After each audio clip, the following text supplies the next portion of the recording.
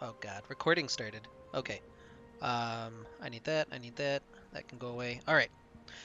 We'll start the game in 3, 2, 1, play. And welcome back to Summoner's Rift for game number 2 between Team Fusion and Dude Where's My ELO. Spawning down on the bottom side of the map. I forgot to get rid of chat. Go away. Okay. Spawning down on the bottom side of the map, wearing the blue health bars this game, up 1-0 in the best of 3. Going to be Team Fusion. In the top lane, Dogmar's playing Shen. In the jungle, Hoey C on Graves. Uncle Jabroni's in mid on the Ahri, and Karasuda and Baba Gandalf will be on Ashe and Karma. And on the red side, we've got Mel's Hard-Ons on the Ornn in the top lane. We've got Lucky, or Seriously Lucky, excuse me, on the Trundle in the jungle. Spitfire on the Vladimir. And then we've got Cabot King and Constant Stutter rocking the Misfortune Nami lane. Right off the bat, we can see that Graves was taken away from Lucky. And interesting rune selection here from Cabot King rocking the Electrocute. So I'll be curious to see how he builds, because MF, especially on this current patch, has came back. We noticed the Unsealed Spellbook, Shen, if that was you're talking about the one a couple weeks ago. Or you're talking about Notice No. Yeah, you brain grasp. But anyway, apparently like the Comet Misfortune's coming back with like the Emax spam, not fun lane. Yeah, that sounds AIDS, yeah. Yeah, it's like a 54% win rate right now. I'm kind of curious what happened in the draft, because normally what you see is Dude Where's My ELO, the team that lost, bans out a bunch of shit that they lost, a bunch of stuff that they lost to, excuse me, and then Fusion has to usually picks very similar champions to what they had, but we can see a little bit of a different look, I guess, especially in bot lane with the Ashe and Karma. I don't remember what Karasuda defaulted to. I'm gonna peek really quick. He played. Oh, they only played the best of 1 against Venus Breakers. That's right. Yeah, so they only had the one it was just the Callista game. Okay, so I guess Ashe could be the second pick then for Karasuda. If I had to take a blind... Okay, Callista did get banned. Yeah, I was like, if I had a blind guess on what the bans were, I'd guess Kha'Zix, Lee Sin, and Callista were banned. Hoey's in mid, though. He's going to go ahead and dash in. Spitfire taken pretty low. Red buff ticking, but the end of the line not able to connect for the kill. Spitfire has to use both his Ghost and his Flash. Gosh, the Shen versus Ornn matchup. Excitement. But I was apparently extremely wrong on the bans. Huh. Not targeting Hoey. Just kind of wanted to play a Graves game. Something he hasn't played yet. It is probably still was just the denial from Lucky, since he's played that pretty much every time it's been available to him. Yeah, absolutely. The Lucky on the Trundle isn't great into Graves. I guess I'll say that. At least if they meet in the river, Graves wins that pretty much 100% of the time. Literally the only redeeming factor I can think about that matchup, if you're the Trundle, is if you're quick enough, you can block the Graves Q with your pillar. That's about all I've got. Right now they're trading jungles, though. Lucky's stolen away the blue buff on one side, and Hoey is overtaking the red buff on the other. So the... Oh, Lucky's found him, though. He's got the double blue buff on. Press the attack, doing a lot of damage. Hoey's already used his dash, so he can't really escape. And the chomp down from a Seriously Lucky will take first blood for Dude Where's My ELO. So I guess we were incorrect. The theoretical Graves already doesn't have his mobility spell available, and then Trundle runs into him. Trundle will win when they're of even level and almost even items. Yeah. Yep, just what I was thinking. Now he's going to take away even more of that blue side jungle. That was kind of interesting. We were going to see if Graves had been able to take it away, it would have been the double red buff on Graves and the double blue buff on Trundle. But now both junglers running into each other. He's used his movement spell again. This is the same hypothetical 1v1 we just saw. Lucky's chasing him down. The smite from Hoey C, though, just to top off his health, means that Lucky won't be able to aggress anymore there. Dogmar's going to get shoved in pretty much this whole game on Shen. I'll go ahead and spoil that one for you. That's not the best Shen matchup in the world. Lucky is definitely overstaying. Yeah, Lucky is getting a little bit greedy for all of that farm. He's getting chased right now by Ahri and Graves off screen. Gonna get charmed up. The Ignite from Ari. He still has the Flash available, so we knew he had the mobility, whereas both of the people he was running away from did not. So maybe it's a calculated thing. Oh, that's a risky one. Jabroni, I thought was an Ari main, and every time that hasn't been banned, it's pretty much been on it. And getting the Ari blue buff as you stole the blue buff away. Oh, the flash taunt through from Dogmar, just trying to finish up some damage onto Malzahardons. Gets all 3 of the pull-through Qs. It's a lot of extra chunkage coming up. Hoey now, level 3, lands the smoke screen the end of the line, just kind of to scare Malzahardons, but he'll be able to successfully back if he wants to do that. Do you like the Predator on Vladimir? I have not had much practice with it. I like the theory of it, but they also specifically nerfed Shirelli as your other movement speed item, specifically because of Vlad and because of Singe. So I don't know if I would still favor that, or if I would just kind of favor... That's not a kill. Yeah, the Hemo play coming out from Spitfire, not going to finish anything up. Bubble from Constant Stutter is going to land on Baba Gandalf, and the trade will just be a little bit in favor of Team Fusion there in the bottom lane. But you have the ebb and flow to help top him off as long as you've got some mana, so nothing permanently done. I am interested. Anyway, we still haven't seen Cabot King really do anything to try to proc that electrocute. That's an extremely hard one to proc. I don't know how exactly it'll treat on... Well, Lucky's here in bottom lane. Pillar's going to land as well as the bubble onto Baba Gandalf, and the chomp down will come through. Stand United from Dogmar saves Uncle Jabroni's. Spitfire is getting pretty aggressive here. Just he knows that Hoey would be able to pick up the kill anyway. Hands the kill over to Dogmar. I think he got that with the Vami's Cinder proc, actually. But Spitfire not able to finish up his work on Uncle Jabroni's. Going back to the old Predator Vlad, I know a lot of pros aren't a huge fan of it, but I still really like the Unsealed Spellbook. You can get your silly Ignite cheese off, and then just teleport back to lane after you have a successful bite, shove it in, and then roam and impact another lane. Dogmar getting the better of the trade so far with Malzahardons, but there's that trade back. You just need the one clap from Ornn. I don't know that I like the Sheen Rush necessarily, although I guess it's not a matchup where you're under threat of death, so maybe you can get away with the Sheen Rush on Ornn. I don't know. My thoughts are mixed on it, but worth pointing out that it exists.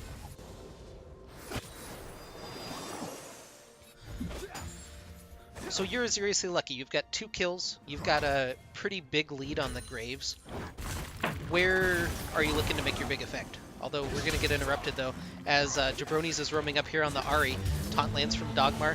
The Hammer Boy bouncy time is going to connect as well, but Uncle Jabroni's is here, and he'll pick up that kill using the Electrocute proc. I don't even know that he needed to invest the Spirit Rush, but goes ahead and does it anyway. But that'll be the first kill of the game going over to Jabroni's. Anyway, if I'm lucky and I've got the couple kills, I absolutely want to go where he is right now in the bottom lane. Your bottom lane is out of mana right now, unfortunately. But that's an Infernal Drake that you need to be fighting over. Yeah, Gandalf. Oh, the Crystal Arrow doesn't land. Dogmar teleports in, lands the taunt through, but now Spitfire's roam down as well. Hits the 3-man Hemo Plague. Does he have the damage to follow through? Can he actually finish anyone off? He will pick up one onto Dogmar. Now Constant Stutter in a little bit of trouble. Lands the double bubble though, and the flash over the wall. Karasuda flashes to follow, has the volley available, and will pick up the triple kill on Ashe.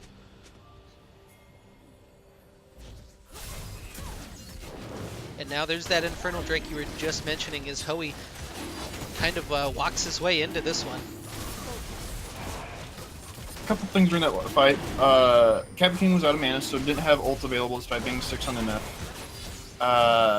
Kind of just left the fight really as it started as well. So that was, even though it was a 4-on-3, it was really more of a 3-on-3. Lucky held his ult extremely late. Now he's trying to chase down Jabroni's. The whole combo's out, so he feels a little bit better about this one, but the Ignite plus the Orb of Deception will pick up the kill for Jabroni's in mid lane. That is what I would just call a sign of tilt. I don't know. Maybe it's a little early to be tilted, but he just kind of ran at him. Which, I mean, you're Trundle, so that's kind of what you do, but yeah, just kind of ran at him and didn't do enough. Probably. He feels like he's pretty ahead still with the 2 kills, but he went into the Warrior enchant, so he's just not super tanky right now. and I think he's overestimating his tankiness quite a bit. Plus, unlike dueling the Graves, the Ari has, well, and at the time has another combat summoner spell like available, and the Ignite's so anti-Trundle.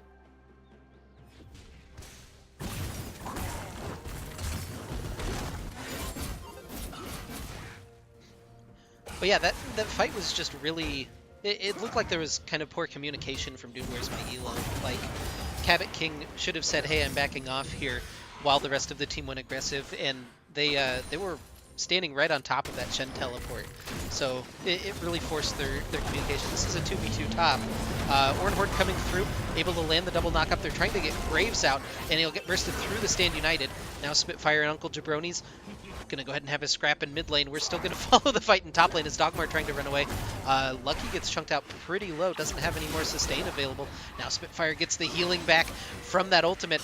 Auto attack not going to land, and the Orb of Deception on the pass through will pick up the damage. Meanwhile, Dogmar's already taken care of one, and now trying to finish off the Ornn, and will do so with that Q. Dogmar now 3-1. Once again, going with the Bomby into Thornmail Rush. I guess he did it backwards last time, but the Bramble Vest absolutely just kind of being the anti-fun auto item that it is. Yeah, it's really good against Trundle. It's not. I wouldn't say it's the best item against Ornn. Ornn's not that sustained tank. He's more of a pure tank, but still looks like it's paying dividends for him, at least during that fight. Malzahardan's still looking to get aggressive here. I don't think Dogmar can really take this fight. The Shadow Dash just buys him a little bit of time, as well as that Spirit's Refuge. He's trading back really well, actually. Flash forward for Malzahardan's, but he will land the clap and pick up his first kill of the game. I think a large part of that fight, I could be slightly incorrect, but a large part of that fight came from just the lack of health that Malzahardan's has in his build. Bullet time comes through just mostly to clear the wave. Looks like he was trying to chunk out Hoey, but this is a 3-man push in the bot lane that's going to get turned back into 2. But Ashe is really strong right now. Do you like the Essence Reaver Rush on it? Well, we might not get to talk about it. There's the Charm Spirit Rush coming forward from Uncle Jabroni's. Pull from Vlad just to try to buy a little bit of time. Pass through not going to land on the Orb of Deception. Jabroni's Flash Charm for the kill. And he's at 4-0 on the Ahri pick. Now we might have a little bit of time. Do you like the Essence Reaver on Ashe? I've actually played 2 games of Ashe on the new ARAM, and both games I've gone the Essence Reaper Rush, and it's felt pretty nice, actually. The thing I didn't realize about until like late last night was the Essence Reaver passive off of like when you pop your ult doesn't activate until you actually auto attack after you've used your ult. So you can ult and have a little bit of time to reposition. So even if you get a longer range ultimate, or like an ult snipe, you can still get into position and then have your insane burst. Dogmar a little bit caught here, just trying to go back in that bush, but is seriously lucky. Just going to go ahead and turn and burn up there, and we'll pick up the kill. Rift Herald went, well, a couple of towers went down during that. Apparently, Nami died in the bot lane that we didn't get to see. Rift Herald was dropped in mid during this, so there's a lot of things happening, but it's a 2-turret lead right now for Team Fusion as the Rift Herald goes down in mid without completely picking up that tower. It does get the big chunk though. So look, I think Graves actually made a play down bottom. Ashe Arrow, Mantra Q, and Graves just showing up easily enough damage to kill a squishy little fish. Dogmar does land the Shadow Dash onto Malzahardan's, trying to trade back, but that Spirit's Refuge just buying him so much time. Jabroni's goes forward with the Spirit Rush, trying to finish off Spitfire. Now Constant Stutter has showed up. That was just the proc off of the second part of the Q. Lucky flashes forward. Doesn't have the pillar available. Going to go ahead and use the Subjugate. Cabot King will pick up the kill with the double tap. Now Dogmar forced away after using the Stand United to show up in mid lane. The rest of his team starting to collapse. They have the Enchanted Crystal Arrow available. They find the taunt though onto Cabot King. Chain that into the Enchanted Crystal Arrow, and that's a free kill for your AD carry. Spitfire trying to make something happen going forward on the Vladimir, but it's just not going to matter as Karasuda picks up his second of the fight. Spitfire is just now completing his Shirelias, and still is going for the older, previous patch Shirelias rush. That's only 40 AP, and you're 15 minutes into the game. Lucky just a little bit too far forward there. He's trying to defend the turret, but gets immediately taunted up and killed. Karasuda picks up his 6th kill of the game on the Ashe. I don't know that he's been playing spectacularly on the Ashe, but has been outputting the damage and is the beneficiary of a lot of the movement that Fusion has made. Inhibitor turret under fire as well as it gets taken super low. Bullet time just kind of flashing through to buy a little bit of time. It's not going to matter though as Cabot King goes down again, and this is the second fight basically on these health bars. So Malzahardons will pick up one. Hoic taken just a little bit low, gets slowed up by the Ornn Pillar, flashes away, and Dogmar just kind of running away from the top side of the fight. Jabroni's backed earlier and is pushing through on top lane. The reset, though, still costing the life of Cabot King, and it's a rough one for Dude Where's My ELO. Absolutely. You've got your late game hyperscaling mage, or maybe not hyperscaling, but definitely a late game very strong mage going with the more earlier game build and falling behind to Uncle Jabroni on the Ahri. And then in that matchup I can speak on all the time is Vladimir being a shorter range mage and being behind an assassin with the mobility axis that Ahri has. It is not fun. And basically we've gotten to witness exactly how that matchup goes when you're behind as the Vlad. Spitfire just uses the Hemoplague to buy a little bit of time. I've liked they're trading up in objectives right now. They got the Dragon plus tower trade. They're going to go ahead and grab a second tower as well. Ornn's going to get locked up. The Spirit's Refuge, though, keeping Shen safe at the front of that fight. So there's really no trade available now. Malzahardon's just going to turn around and accept his fate. So that'll be a kill going over to Baba Gandalf. They get the tower in bot lane, though,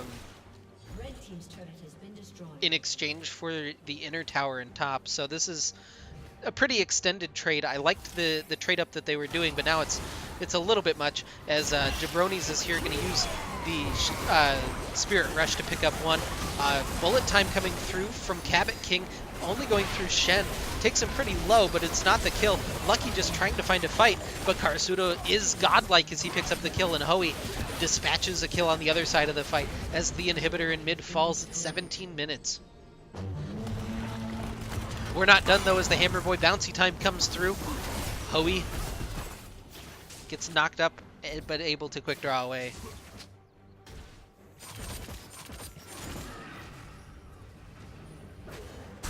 That was a big run of play to talk about, but ultimately, Team Fusion able to regroup, find the fight that they wanted, and that Frisch is a little bit fried. Karasuda now 1v1ing the Vladimir pretty successfully. Honestly, when your Ashe is that far ahead, that feels pretty bad. Charm connects. That'll be a double kill for Karasuda now as he's up to 9-0-4. Malzahardons lands a triple stun using the pillar. Flash over the wall, though, from Uncle Jabroni's as he lands the charm onto Cabot King. Oh, Malzahardon's taking so many members low, but he can't finish any of them off. Now Lucky just trying to deal with the Ahri in his own base. Will go down. Gandalf taking up a tower shot for his friend, trying to get through using the Matrix E-Shield. It's an ace, but Constant Starter's back alive. He's going to throw the tidal wave in. He'll pick up the kill onto the enemy support. You don't want to get too far forward now as the Nami, but that's the second inhibitor going down as well. Ebb and Flow coming through. Spitfire. Oh, he just kind of died at the back of that fight. The straight auto attack picking it up. Hemoplague now. Will it tick down Dogmar enough? The shield will be enough to save him. Vladimir's still extremely behind. He's added only an Amp Tome and then just whatever AP he's gotten from his passive off of that Kindle Gem. Going for what looks like a very late proto build here. But Spitfire's been using his pool extremely early in all of these trades, and then he just kind of dies because he has no other escapes from crowd control.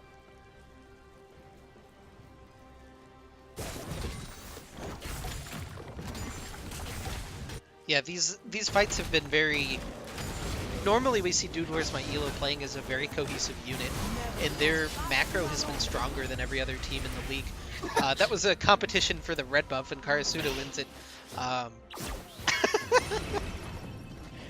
have you Not quite doing the I'm Heimel play from OKLCS. have you seen the it's the Sneaky and Meteos video, how to tilt your AD carry? Yes, Okay. yes.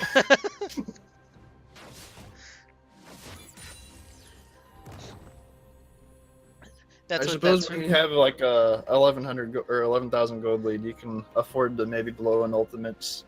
Yeah, for anybody who hasn't seen it in the chat, it's basically that same thing with Meteos stealing the red buff from Sneaky using the collateral damage. It's fantastic, and Sneaky just looks so sad on the stream. Like, he's so disheartened that the red buff can possibly be taken from him. That's a Baron going down. Jabroni's actually goes over the wall. He finds the charm onto Lucky, so he can't get in. The Subjugate doing quite a bit of damage, but the rest of the team finally able to collapse. Stun from Ashe lands, but that's not the long duration stun. Plus he's got Mercury Treads, so Mouse of Hardons will be able to back off.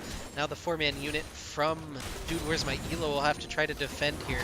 Hoey just dashing in fearlessly on that Graves. They have their teamfight ultimates available. Here comes the Ornhorn. Lands a 2-man knockup right into the Hemo Plate. This looks like the fight that we would have hopefully seen the whole game. The bullet time coming over the top will pick up 1 kill for Cabot King. Stand United able to buy some time onto Hoey. So only 1 kill off of that huge combo.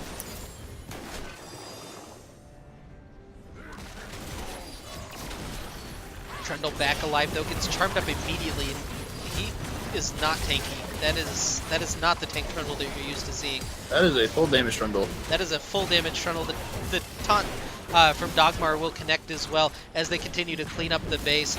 Onto the fountain. The kill will go over to Uncle Jabroni's as Ruins he dies. his KDA. Ruins his own KDA, but Ruins his chance at MVP, so now I have to give it to Karasuda. that quick. That's We haven't just even like hit that. the victory screen. I haven't even prompted you for it. All right. I'm just blaming him. I'm just blaming him. So game 2 MVP, are you going with Karasuda though? Honestly, no. I am still gonna give it to Jabroni despite the int. The Ashe did an excellent job of being the utility AD carry, not dying. 12-0-10. Best KP on the team. Yep, highest KP on the team. Definitely have to recognize the Ashe for that. Scramble's still voting for Tarek in the chat, but they already got ahead in a slightly unfavorable matchup, and then just kind of popped off and was deleting people. Almost just her Q there at the end. Like a Q with Electrocute proc was basically 100% of Lucky's health. Yeah, I think Jabroni's played really well. Dogmar played really well. That's traditionally a pretty bad matchup for Shen. Got out farmed, but was able to really make his presence felt in other places. Honestly, it's a pretty good team performance from Team Fusion. But I'll go ahead and agree. Jabroni's for game number 2. Do you have a series MVP? Is that too much on the spot? No, I mean I actually didn't really think about it, but Jabroni did put up a decent game on the Zed as well, game 1. I wish I could remember what Karasuda put up in the first game. I know it was another positive score, but I don't know. We'll give it to. I don't know. Do we love our tanks today? The answer is the correct answer is meristematic. This is a completely valid and arbitrary ranking to determine season MVP. So. Yeah. Whatever Wing's feeling. whatever Winged is. Yeah, I have it listed as determined by meristematic and co-casters. So there's. Who can kiss my ass the most? I don't think that's what we're getting out of it. Ow. I don't know. If you're not going to pick, I'm going to go ahead and say Karasuda is going to be my series MVP. Okay. Yeah, I have no disagreements with that. It was the stomps are the hardest ones to pick an MVP unless there's a clear one who like made the explosion. Karasuda did it, and then like probably I don't want to say a non-kill lane, but MF typically is more of the lane bully than the Ashe, and put up a good game this time. Did all right in the Lucian battle. I think that my argument is just that Karasuda had the most consistent performance. Yep. Was really consistently doing damage in both games. Jabroni's had a little bit weaker game number one. Hoey had a little bit weaker game number two. Dogmar had he didn't farm in game number two. That's my big issue. Um, Gandalf, it's just hard to notice a karma, so that's probably a little bit biased. Um, but yeah, that's where I'm at least. Yeah, I'll go ahead. understand karma unless they're like absolutely